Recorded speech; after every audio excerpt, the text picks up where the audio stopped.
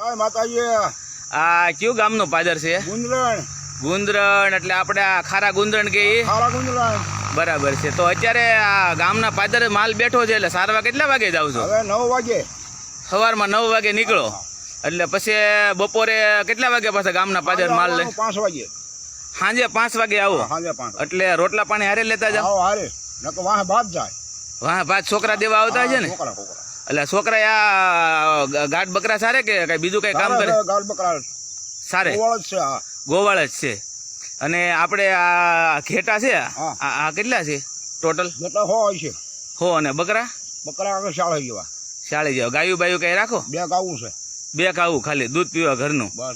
બરાબર છે. તો આપણે આપનું નામ જણાવો ને. ગોકળભાઈ જહાભાઈ. ગોકુળભાઈ મુંજવા. અરે વાહ ભાઈ વાહ.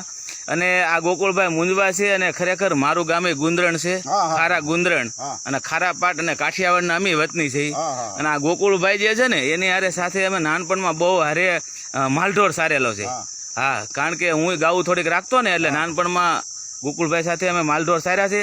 અને આજે હું પણ કાઠિયાવાડમાં આવ્યો છું અને અચાનક જ મને પાદરની અંદર ગોકુળભાઈ મળી ગયા છે. તો ગોકુળભાઈ, આપણે આજે આ ઘેટા છે બરાબર છે, આ ગાઢ, તો ગાઢનું દૂધ આપણે ખાવામાં ઉપયોગ થાય કે ન થાય? હાલે હાલે. એમને બધા કહે છે ને કે ભાઈ આ ગાઢનું દૂધ તો બહુ ઘાટું હોય એટલે ખાવામાં ન હાલે. ન નડે? ખાતા હતા પેલા.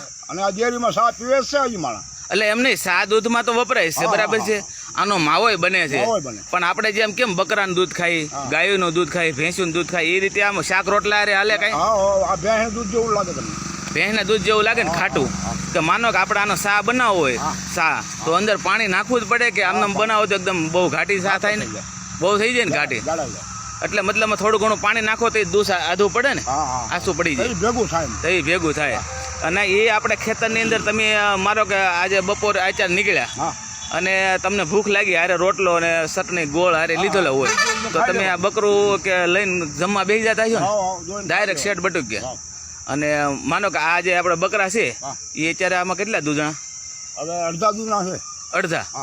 અને આમાં ઘેટા? ઘેટા અડધા. આ ગાઢ છે, એક ગાઢ હોય કેટલું દૂધ કરે? પળી 2 કળી કેટલું કરતું છે આમાં? શેરક કરે એક ગાઢ. એટલે આમ મતલબ એનું દૂધ આમ ઓછું જ હોય ને, માત્રા ઓછી જ હોય ને? એ આપણે ગાય ભેંસ કે બકરી ઘોડે વધારે ન કરીએ કે થોડું દૂધ હોય? એનું બસોળિયું મોટું થઈ જાય. સમજાઈ ગયું. એટલે 200 મતલબમાં મોટું કરી દે એટલું એને દૂધ કુદરતી રીતે આપે છે એમ ને? અને આપણે આજે આ ઊન આવે બરાબર છે, ઘેટાની જે ઊન છે એ ઉપયોગ થતી છે? કોઈ લેવા આવે કઈ ખરું? આ બાજુ આવો એટલે એ લોકો લઈ જતા હોય? લઈ જાય. અને એનો તમારો ભાવ શું આપે? 1000 રૂપિયા. 1000 રૂપિયા. એટલે કેટલે કિલે કે 2 કિલે કઈ? 1 મણ આપણે આ ઊન આપી ગાઢની તો 1000 રૂપિયા ભાવ આપે. એનું આ થાબડી ને આ બધું બનતું હોય છે ને, વસ્ત્ર બનાવવા લઈ જતા હશે ને? આના જ બનતા હશે ને? અને વાહ ભાઈ વાહ. તો આપણે હવે ખૂબ મજા આવી. અને નાનપણમાં અમે અમારા ગામના ગોવાળ છે એની સાથે ખૂબ માલઢોર સાર્યો છે અને ખૂબ આનંદ આવ્યો. અને તબિયત પાણી કેમ છે આપા? લેર ને ઠાકર ધણીની કૃપા છે ને?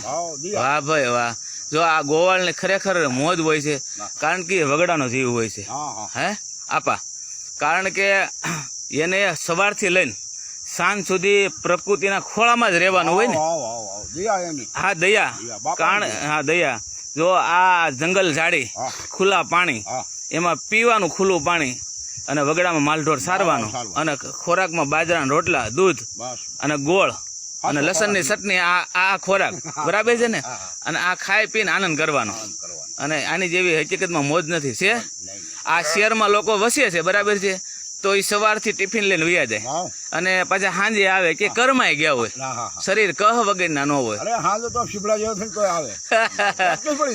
અને આ જે છે આમાં તો હરીફરીને આવે, કસરત સારી થાય, શુદ્ધ ખોરાક, દૂધ એકદમ આપણે મિલાવટી કોઈ વસ્તુ નહીં, ઓરિજિનલ દૂધ.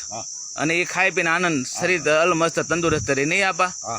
તો ખૂબ મજા આવી. મારું જ વતન છે ગુંદરણ, અને ગુંદરણ ગામના જ આપણે માલધારી છે અમારા ખાસ પરમ સ્નેહી મિત્ર ગોકુલ દાદા. એને મળીને મને ખૂબ આનંદ થયો. મિત્રો, આ વિડીયોને લાઈક કરી દેજો, શેર કરી દેજો, અને આ પેજને જો તમે ફોલો ન કર્યું હોય તો જરૂર ફોલો કરી દેજો. જય માતાજી કહી દો. જય માતાજી. વાહ ભાઈ વાહ, ગોવાળની મોજ.